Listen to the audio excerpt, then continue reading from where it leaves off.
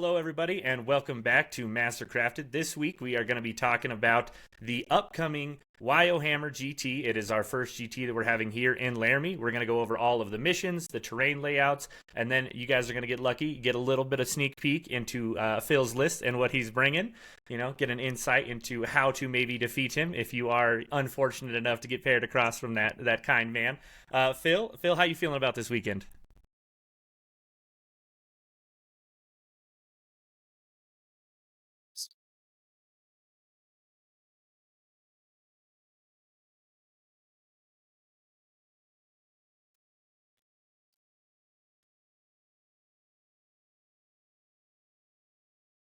Yeah, there is some spice from Wyoming even, and coming up from Colorado as far as the springs, such as Phil, which is great. We got some people traveling. We are first going to get started off kind of talking about the terrain that we are going to be seeing this weekend and using.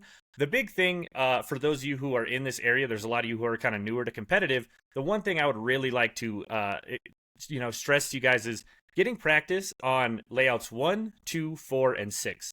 Those are going to be the layouts you see all the time at these competitive events. And the reason for that is it allows TOs to have terrain set up just for the day, for the weekend, and not have to shuffle a ton around. And those are the only four that you can use on Tipping Point, Crucible of Battle, and Search and Destroy. So it's the easiest way to have consistent terrain that's also, varied table to table while also having the largest possible options for missions. And so if you are getting into competitive, I would highly recommend looking at any of those three layouts and using those four terrains the most, because that is going to help you be the most prepared for events like this or down in Denver. I'm not sure if they will have this at RMO. I'm pretty sure they're going to lean towards it, but I can't guarantee it. But in general, Denver events are going to be like this. Our events are going to be like this just because it's easier for us and it's easier for you. So be ready for that. Explain. Um, in terms of like terrain and layouts, it is definitely the thing, like as I've gotten more and more competitive, that I care about the most, right? Like terrain layouts and stuff like that can, when I was just getting into 40K, can win or lose you the game. When it was player placed terrain, that was a completely different environment, and there was individuals with not enough experience in that type of play that just lost because they incorrectly placed terrain, and that was pretty tough. So I definitely appreciate the fixed more because it just gets the game started quicker. Yeah, it is. It's so nice to just walk up to a table and be like, I've seen this before. I know where to deploy, and I know what to expect. And that's really the kind of consistent competitive games we're looking to provide. So without any more, ramp, let's just go ahead and dive right in. We'll get into layout one. Phil, what do people need to know going into this weekend about layout one? Yeah, so we have three deployments that we're going to be have to dealing with this weekend: Search and Destroy, Tipping Point, and Crucible of Battle.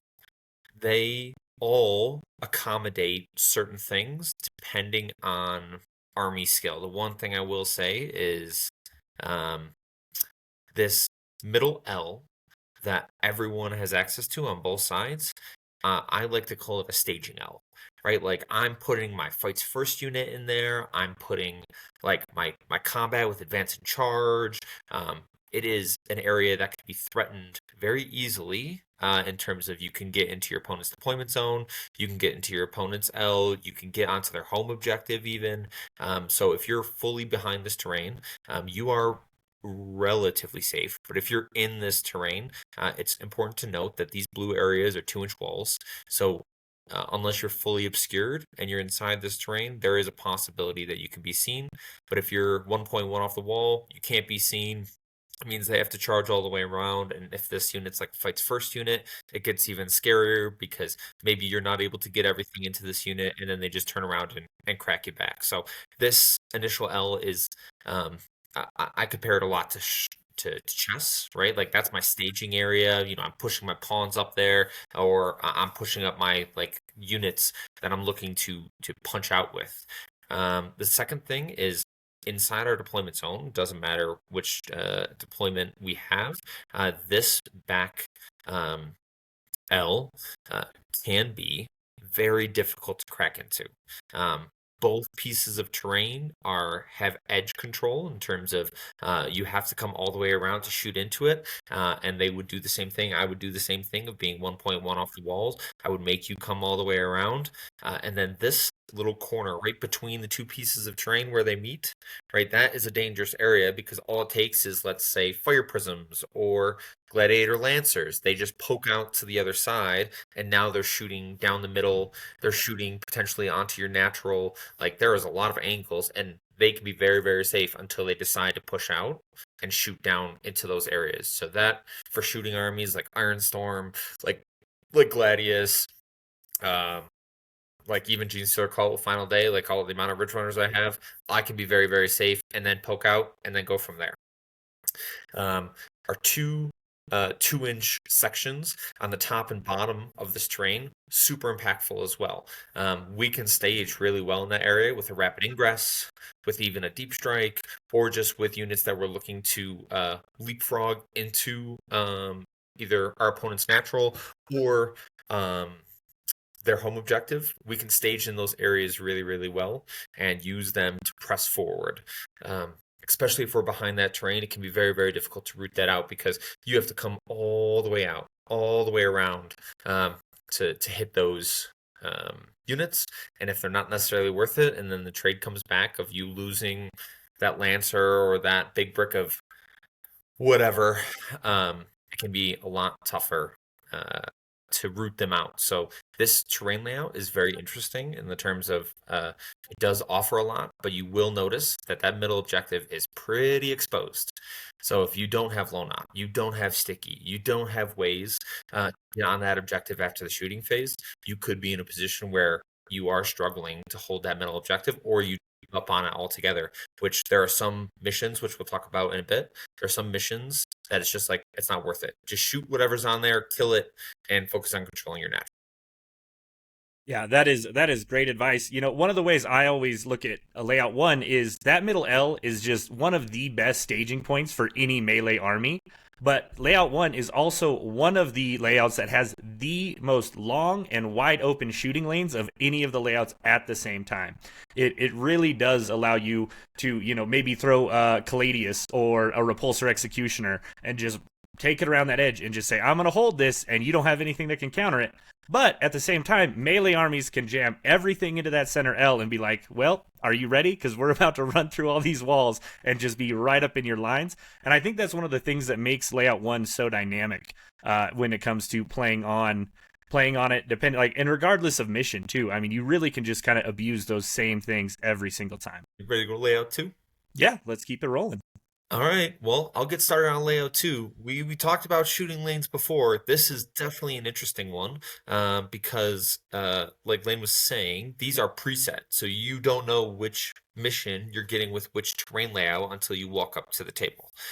This one definitely has a staging area, right? Those two big terrain bricks in the center definitely allow for staging, and especially because they're closed off on both sides, right? So we could be relatively safe inside that terrain. We're not necessarily giving up a bunch of angles to shots, so it's not awful.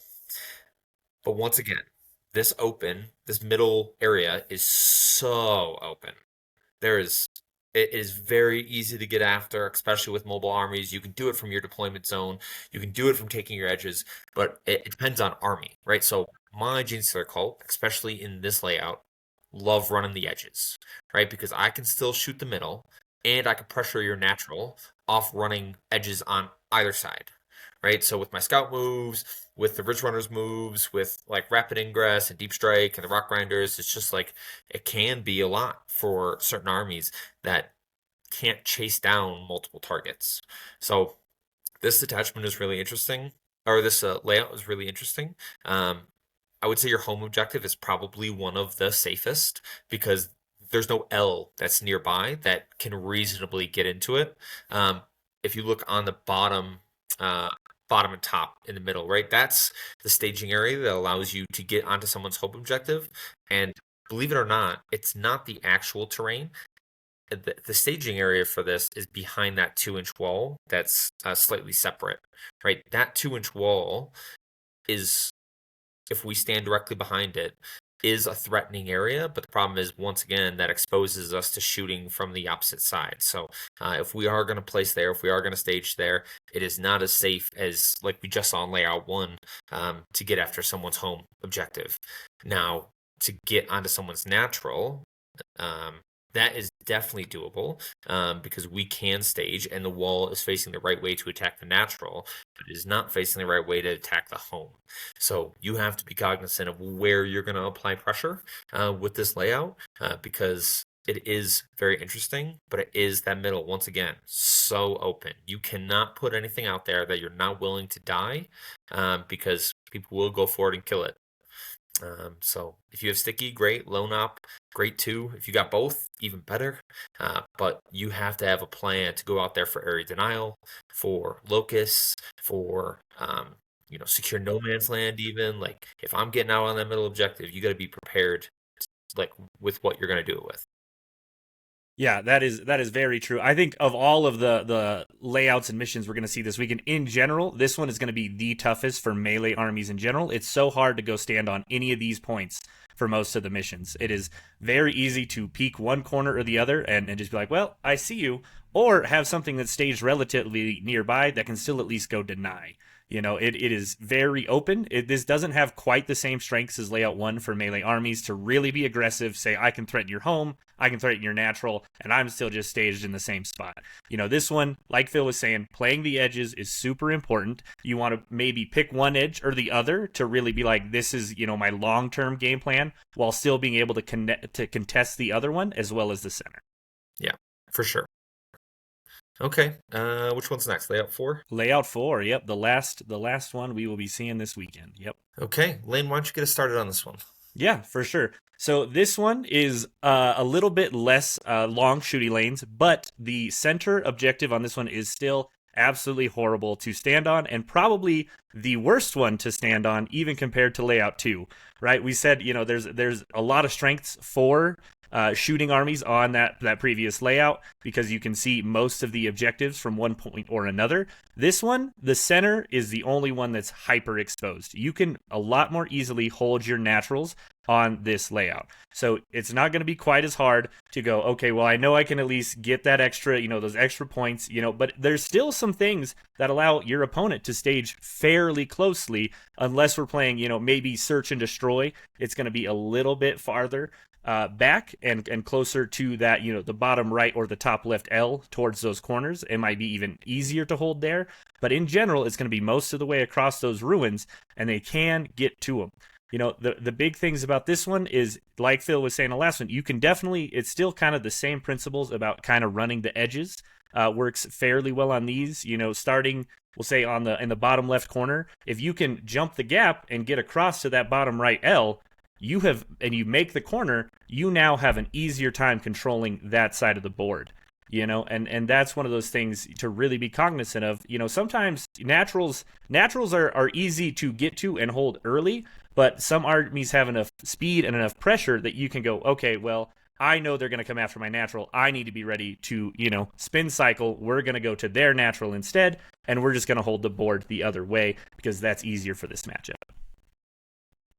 Yeah, and you alluded to it, but I think it's really important to understand the difference. Why this middle can be pressured so much more is actually something very minimal. It's the 2-inch wall sections that are on both sides of the center terrain.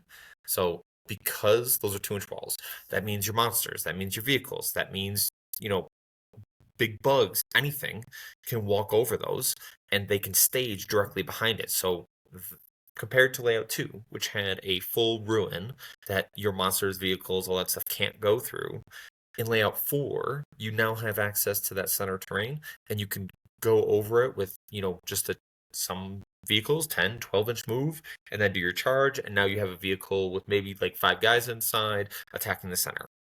Right, so all of those things definitely make a difference, but that specifically allows the middle to get pressured that much more compared to the 2 layouts we've already seen.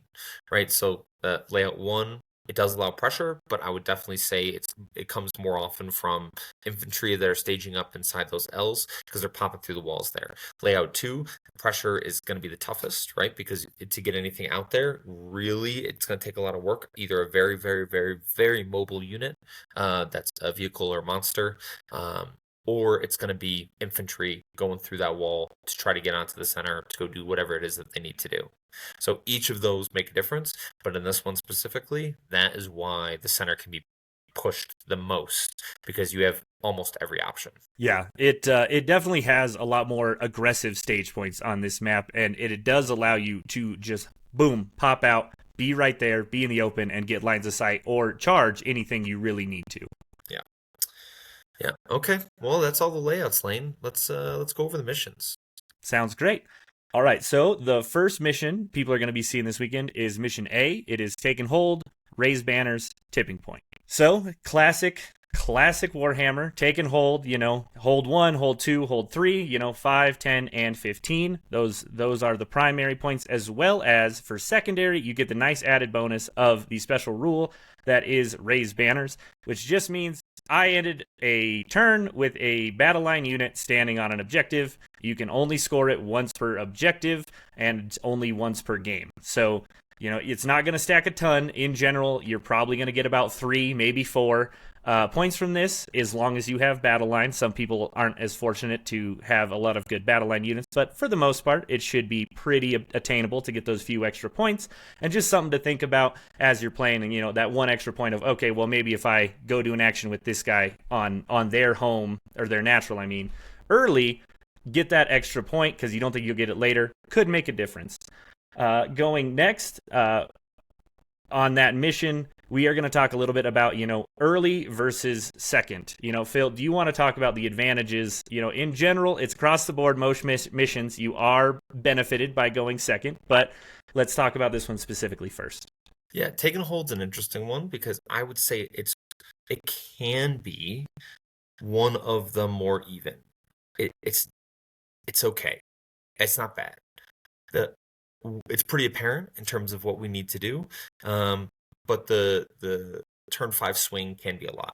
So something that I always put in my head, and when I offer advice to individuals, and we talk about going second versus going first, the individual going first cannot go into turn 5, bottom of 5, even. It just can't happen unless you've been tabled. Unless you've tabled your opponent, if you go into turn 5 even, at bottom of 5, unfortunately, it's probably going to be very, very tough for you to win that game because they're going to score the primaries at the bottom of 5. They'll be able to score secondaries. So we have to find some way to get an advantage prior to that point. And that really depends on the army. For some armies, like my GC cult, I'm looking to deny, right? I'm running gargoyles onto your objective, and I'm trying to deny primaries, and anything that you put out there, I'm purposely trying to kill, and I'm screening you off those things so I can find some way to get a primary advantage going into 5. Every army, you have to have a tool that does that, because otherwise you will find that going first, you're going to really, really struggle if you're just playing even with your opponent up until that point. You have to find some way to get an advantage. Now, that advantage could come from secondary denial. That advantage could be coming from denying primaries. That advantage could be coming from you just getting more primaries, right? If you're able to hold 3 objectives and your opponent's only able to hold 2 for 2 rounds, that's 10 points. That's a decent advantage. I definitely would not feel comfortable at that point going into bottom of 5, but I would feel a little better. I'm looking for, especially in Take and Hold, if I'm going first, almost like a 15 to 20 point advantage. Because otherwise, I'm putting myself at the whims of my opponent, right? They're going to get onto 3 objectives potentially, unless I've picked up so many units and I've tagged so many things. All they have to do is get onto 3 objectives, and that's 15 points, and that's really, really tough to stop if you don't have an advantage already. So going second, that same mentality applies. We just got to flip it, right? If I can go to turn 5 with an advantage, bottom of 5, it pretty much means in my experience, that I've won the game. right? Because if I have any kinds of points advantage, I'm just looking to max points there. And my opponent just has to kind of stand there and watch because it definitely sucks. I'm also looking to preserve my lead or keep it even for as long as possible, right? Maybe I'm screening deep strikers and I'm trading units and I'm doing certain things that would prevent my opponent from scoring, and or to affect my scoring, right? Like I don't want my opponent to have an advantage. I don't want them to get points that they don't have to either trade a significant asset for, or that they lose immediately, right? So both of those things make a huge difference, and taking hold is definitely one of those missions that it is doable, very doable going first. You just have to be focused on what it is you're going to get an advantage on going into bottom of 5. Yeah, that is great advice. I think that's one of the nicest things for me as a guard player. If I get to go bottom of turn and I can just yeet a Torox across the board, go deny your natural as a bottom of turn player, I have just put so much extra pressure on you as a top of turn player to now come out even more to try to not only deny me, but you have to catch up yourself because I have ensured that you did not score as much primary. And that is one of the big things where bottom of turn can just have such an advantage, and make, turn one people overcommit a little bit, and that's kind of the trap. But you have to go do something. You can't sit back as a turn one player. You need to put the pressure on to the bottom of turn player. Yeah, but that doesn't mean like we eat a whole army. We have to find we Yeah. have to find where the points advantages are. So it doesn't mean like turn one we advance and charge everything. It just means like we have to stage a unit that can go after their natural, right? Maybe your army is capable of doing that.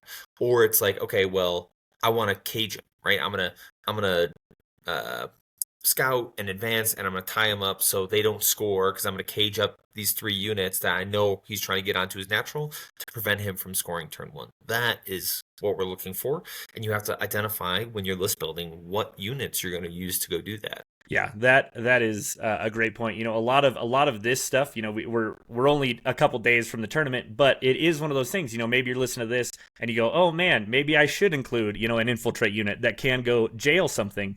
As Phil was talking about, if you have top of turn. So it's one of those things. As you're going through these missions, start thinking, how would I play into them against certain matchups?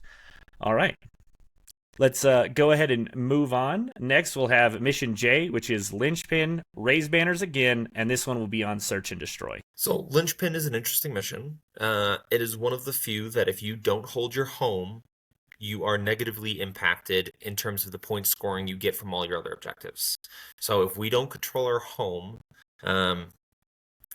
we get 3 VP for each objective marker that we control. Versus if we do control our home, each objective following that is worth 5. So total, right? If we control 3 outside our deployment zone, we would max the 15. But if we don't control 3 and we only control 2, which is the majority of the time what's going to happen, or even less than that, the max we're going to get there is 13.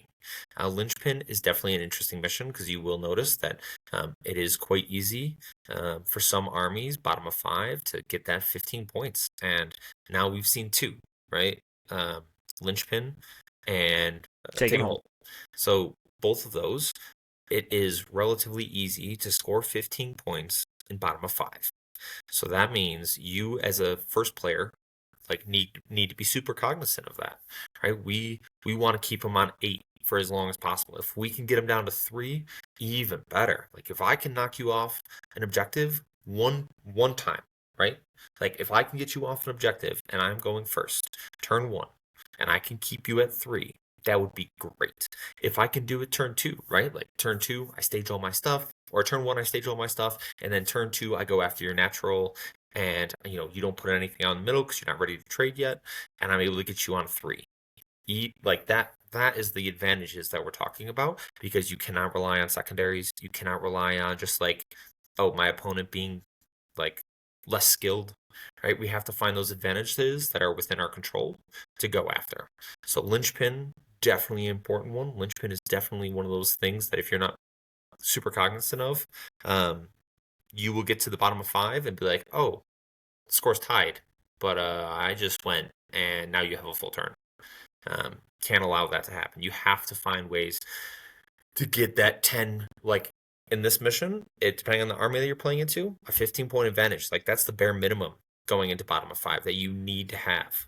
Otherwise, you're going to be like crossing your fingers, hoping your opponent can't get on 3 objectives because that just might win them the game. Right. And, this is going to be one of those things as well where we're looking at, doesn't really even matter which of the layouts we're looking at.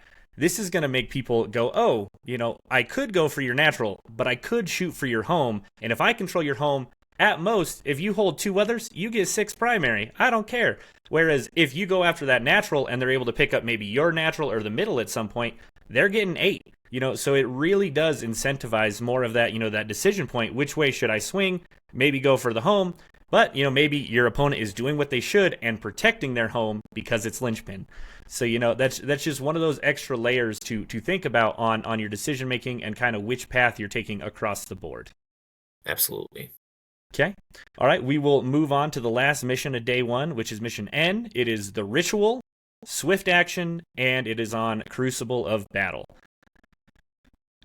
The Ritual, what a fun one. Everybody's favorite. There's a reason it barely comes up, but we needed some variety, and there's only 8 primary missions to choose from, and we weren't gonna do Terraform, so here we are.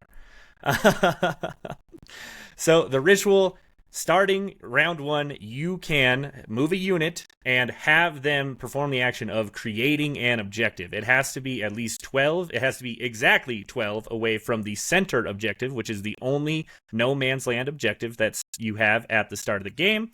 You complete it does take until the end of your turn, and then it does complete, and you can hold it in your next command phase. So it is very, very difficult usually to hold more than 1 for primary on turn 2. If you can just go stand in that middle objective and still be there, I mean, I have to have a feeling that your opponent is going to have trouble dealing with the rest of your army if they couldn't even knock whatever you put in the middle of the board turn 1 off.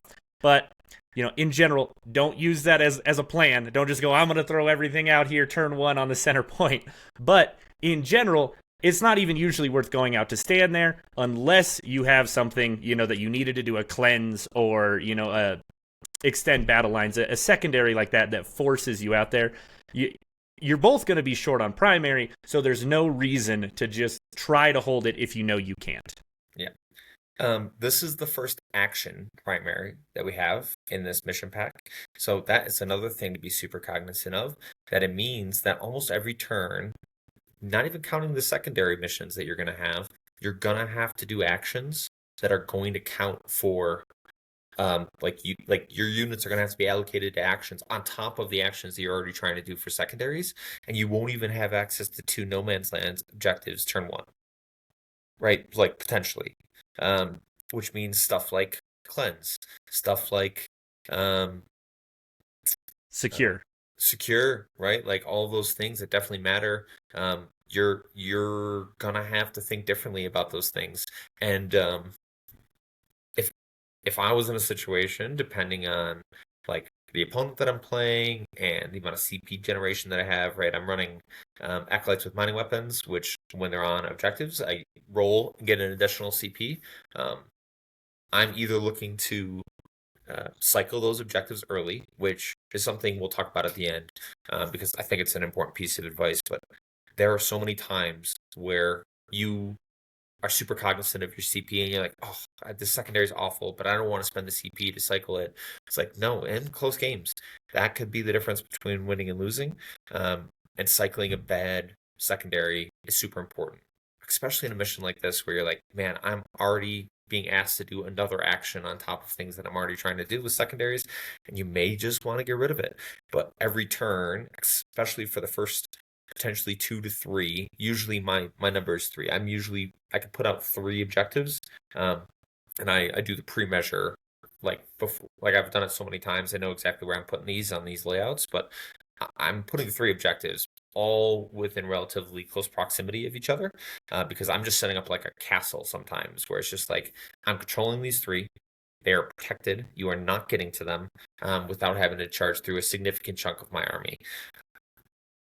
And if you, as my opponent, put one that I can get after, that's going to be where I'm going to try to find that advantage, because this is another one that's super tough in terms of primary scoring because the objectives are harder to space out. It's harder to stage behind. You're gonna have to give something up in terms of controlling these, and um, every army has to handle it differently, right? So if you don't have enough units to do enough actions, it's gonna feel real bad when you have to ritual with one and then maybe cleanse with another, and establish locus with another, and it's like, well, I just spent 4 units on doing all these actions, and I still have to like engage in combat and shooting in this game. So yeah.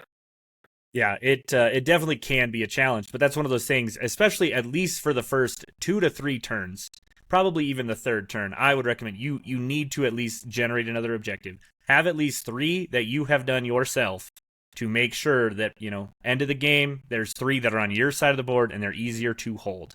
If you start running out of resources, maybe you don't make another one that's even safer in the corner, or you go, well, I'm not even going to be able to hold my first one because it's too close to the center still. I'm going to have a pocket of 3 in my little corner, and I'm just going to, make a castle, as Phil was talking about. That might be the way you go. It's all just going to depend on your matchup, how much pressure your opponent can put on you, and what the board state is. I strongly recommend, if you've never played this mission before, set up just terrain, right? Or do it on TTS and measure out how you can fit 3 objectives inside your area that you want to like really castle up and control, because if you're doing it for the first time, or like you don't necessarily have a bunch of familiarity with it, it's going to get really tough. It's going to get really tough, and you could put yourself in a position where you can't fit it there, and now you only have 2 objectives that you can actually reliably access, and you're going to be down on primary, and it's a tough battle from there. Yeah, and just to go over this again to make sure you fully understand, it is from the objective marker, which is about what, 1.5 inches across, to the other objective marker, which is the center of, a lot of us use the neoprene, large objectives. It isn't from edge to edge of those. It is from basically the center of one to another. It's not even the center, I don't think, based on the wording. It just has to be those from one puck to the other. And so the other thing on top of that is you don't even have to have, as long as the center of that whole objective marker is on the board, that little 3-inch fringe can hang off the edge. You can go tuck one all the way in the corner over there, on Crucible especially, and just be like, well, the actual objective itself is on the board. Yes. Yeah. So there are tips and tricks to that one specifically, of like, in terms of Crucible, right? Because it's that angular deployment, we can really, really punish, or we can really take advantage of like keeping a safe objective, which is so important in this mission. Ritual, primary scoring, it can get ugly. All right, up next, going into day 2, we have the first mission of the day, Mission D. It is Scorched Earth, swift action on Tipping Point. One of the things we did not touch on the ritual, though, was swift action, and that is your ability as a battle line unit to advance or fall back and action, which is very, very strong. Phil, do you want to give us a little overview of Scorched Earth? Yeah, Scorched Earth is one of those missions where our primary is not 15 a turn, right? Like we've seen in pretty much all the other secondaries or primaries that we've done so far, right? So every turn you're getting 10. The only way you can get more is by burning objectives, and burning objectives is an action, and you have to survive all the way to the end of your opponent's turn. So it is significant. The majority of the time you're going to find people will burn them on bottom of 5 or top of 5 because they're trying to get those additional points, and prior to that they're trying to score as many primaries as possible. We've already talked before about how open these center objectives are on all these layouts, which all that means is we just need to control 2, right? So we're going to control our home, and we're going to control our natural, and we're just going to make sure that if somebody puts something out there to do an action for a secondary, you just kill it. Just that is your intent, is to kill it. But at the end of the day, that doesn't matter unless we're trying to deny primaries. If they're on 3 objectives, I don't care.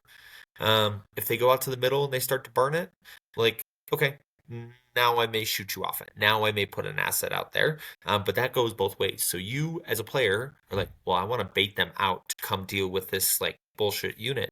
Well, I'm going to start to burn it. That alone may get them a response that you want of like what asset they put out there to stop you from burning it. There are some significant things that you need to be aware of. Um, you have to end at the end of your opponent's turn, still within range of the objective marker. So if you have a reactionary move or something like that, you still have to be within range of the objective marker. And if you do the reactionary, obviously um, there are effects to that you may not complete the action. Um, Depending on what you do, obviously. And then you have to control the objective still as well. So somebody could put, 10 OC out there and knock yours off without actually having to engage you, preventing you from burning the objective. So there are multiple ways to get around it. You just have to be cognizant of what your opponent is doing there. Primary scoring is going to be a little less, right? Because we're only scoring 10 every round. But that means we have to be super hyper aware of controlling our natural and not allowing it to get flipped. So that means screening properly. That means putting enough OC on it. That means putting valuable assets in front of it to prevent deep strikes or push deep strikes out further. So all of those things matter. Now, it's 5 VP if you burn in no man's land. It's 10 VP if you burn your opponent's home. So your opponent's home still definitely matters, and it is still super, super important. Because all of those things it is a significant amount of points. And if you let someone burn your home, especially if you're going bottom of 5, right, and you're able to get onto your opponent's home and they can't react, that is 10 points, and that is a huge swing. That could be a 20-point turn just off primaries. Yeah, Lane, what are your thoughts on Scorched Earth? I think you pretty much hit everything on the head. There's only one extra thing I want to make sure people are aware of, and that is that battle shocking units will not stop them from doing actions. As long as they were not battle shocked when they started, they will continue to do it. This is still a valuable thing to do. You can still battle shock a unit that is trying to do that, because then it makes their OC go away, and then it's even easier to throw just something little on that objective to then say, I now out OC you, you can't finish the burn, and so things like, Shadow of the Warp or things of that nature, you can still use battle shocks to stop them, but it's only in conjunction with out OCing them. Yeah, no, that is a very, very, very good point. Okay. All right. Well, we will move on to the final mission of the GT, which is Purge the Foe, Rapid Escalation, and Crucible of Battle for deployment. Purge the Foe is one of those missions where it can feel a lot more matchup dependent than some of the other primaries missions, because if you're playing more of a horde kind of army and you have a ton of units, and then you run into Imperial Knights who bring 3 bigs and 5 armigers, you go, oh, sweet, that's favorable for me. So you have to look at the game and go, all right, my focus is the other part of Purge the Foe, which is hold more versus kill more. And there are 2 sides of that coin. You will always get 4 points for killing one thing a turn, and you'll always get 4 points for holding an objective. You just have to hold one to get that. So that's another reason to maybe not be as aggressive. But if you can hold more than your opponent, which is usually 3, if you can get 2 and they only had 1, that's a miracle. But, in general, you would still have to be holding 3 going into your own turn for the hold more. The kill more is a tally that is round by round. Yeah.